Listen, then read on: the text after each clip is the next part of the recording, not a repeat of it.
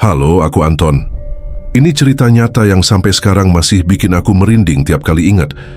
Bukan cuma karena kejadian aneh yang aku alami, tapi karena aku lihat sendiri bagaimana seseorang yang selama hidupnya berkawan sama ilmu hitam mengalami sakaratul maut yang nggak wajar.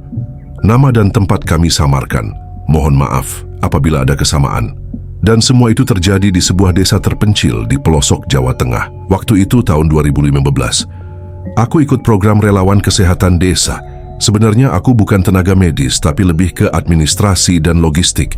Tapi karena tim kami kekurangan orang, aku kadang diminta bantu observasi dan pendampingan warga yang sakit. Kami ditugaskan di sebuah desa kecil yang bahkan nggak ada di Google Maps. Butuh 3 jam naik motor dari jalan utama, dan jalanannya cuma tanah, berbatu, dan licin kalau hujan. Nama desanya nggak perlu aku sebut. Tapi yang jelas, tempat itu sepi banget. Rumah-rumah jarang, nggak ada listrik, dan suasananya kayak desa di film horor. Warga di sana ramah tapi cenderung tertutup. Mereka nggak suka ngomongin hal-hal yang dianggap tabu.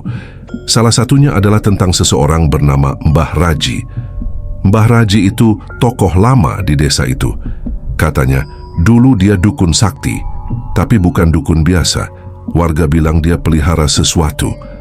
Ada yang nyebut tuyul, ada yang bilang genderuwo, tapi nggak ada yang berani memastikan.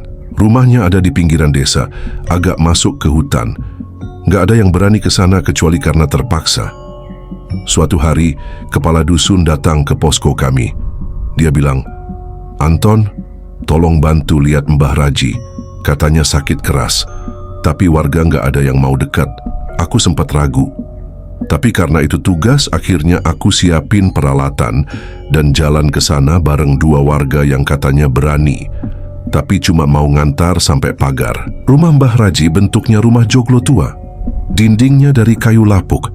Begitu aku masuk halaman, aku langsung ngerasa aneh. Udara di situ beda, lebih dingin, dan sunyi banget. Aku ketuk pintu. Nggak ada jawaban. Aku dorong pelan-pelan, ternyata nggak dikunci. Begitu pintunya terbuka, bau busuk langsung nyambut aku.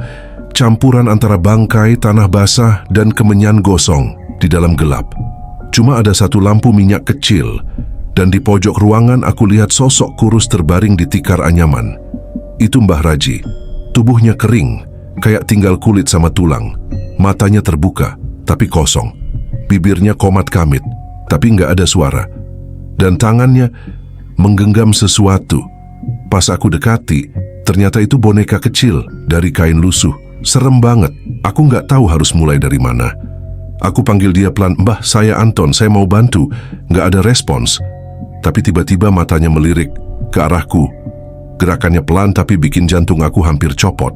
Setelah dari rumah itu, malamnya aku mimpi aneh. Aku mimpi duduk di dalam rumah Mbah Raji. Di sekelilingku ada banyak sosok hitam berdiri membentuk lingkaran.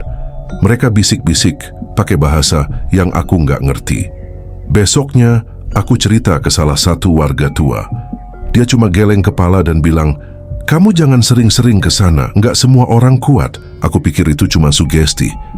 Tapi malam-malam berikutnya makin parah. Aku sering dengar suara orang manggil namaku, padahal semua orang udah tidur. Kadang aku lihat bayangan lewat di luar jendela. Dan yang paling parah, tiap kali aku tutup mata, aku lihat wajah Mbah Raji. Matanya melotot tapi mulutnya senyum yang aneh banget. Hari keempat, kepala dusun datang lagi. "Ton, maaf, tapi Mbah Raji makin parah, warga makin takut. Cuman kamu yang bisa masuk." Aku berat, tapi aku datangi juga. Kali ini aku sendirian. Begitu masuk, rumahnya lebih gelap dari biasanya. Lampu minyaknya mati, dan bau busuknya makin tajam. Aku dekati tubuh Mbah Raji. Dia masih hidup, tapi badannya keras kayak batu.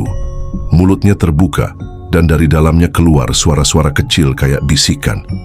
Tiba-tiba, dari balik pintu, aku lihat ada bayangan gede berdiri. Wujudnya tinggi, hitam, matanya merah. Aku nggak bisa gerak. Kakiku kaku. Sosok itu maju pelan ke arah Mbah Raji. Dan aku lihat, dari tubuh Mbah Raji keluar asap hitam. Sosok itu kayak nyedot asap itu ke mulutnya. Tiba-tiba Mbah Raji teriak. Suara paling keras yang pernah aku dengar. Matanya putih semua. Tubuhnya kejang-kejang. dan dari perutnya keluar lintah hitam besar. Aku pingsan. Aku sadar di rumah kepala dusun. Katanya warga nemuin aku pingsan di depan rumah Mbah Raji. Malam itu, Mbah Raji meninggal, tapi proses penguburannya nggak wajar. Setiap kali dikubur, tanahnya amblas, sampai akhirnya diputuskan untuk dibakar dan abunya dikubur jauh di hutan. Rumah Mbah Raji sekarang ditutup. Nggak ada yang berani buka lagi. Katanya malam-malam tertentu masih suka terdengar suara gamelan dari dalam sana. Dan aku sampai sekarang masih suka mimpi dia. Kadang dia duduk di sudut kamar sambil pegang boneka itu. Kalau kamu pikir ini cuma cerita, silakan. Tapi aku ada di sana, aku lihat sendiri. Dan aku nggak akan pernah lupa sakaratul maut, seorang yang bersahabat sama ilmu hitam. Karena saat ajal datang, yang datang menjemput bukan malaikat.